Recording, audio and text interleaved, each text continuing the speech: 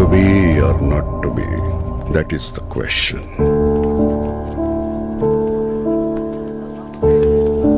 जगावं की मरावं हा एकच सवाल आहे.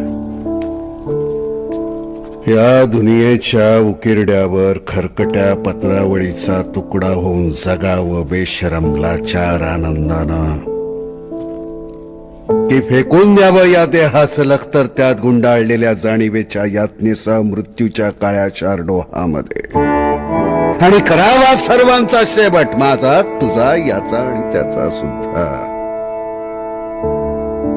मृत्यूच्या महासर्पानं जीवनाला असा डंख मारावा की नंतर येणाऱ्या निद्रेला नसावा जागृतीचा किनारा कधी. पण त्या निद्रेलाही पुन्हा स्वप्न पडू लागलं तर इथंच मेघ आहे.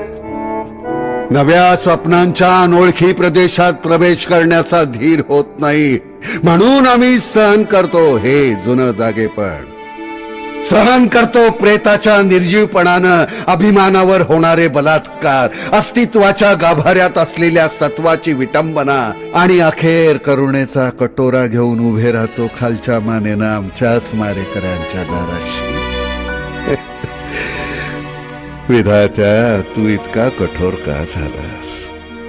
एका बाजूला ज्यांना आम्ही जन्म दिला ते आम्हाला विसरतात, आणि दुसऱ्या बाजूला ज्याने आम्हाला जन्म दिला तो तूही आम्हाला विसरतोस.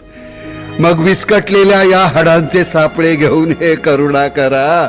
आम्ही थेरड्याने कुणाच्या पायावर डोकं आदळायचं रे? कुणाच्या?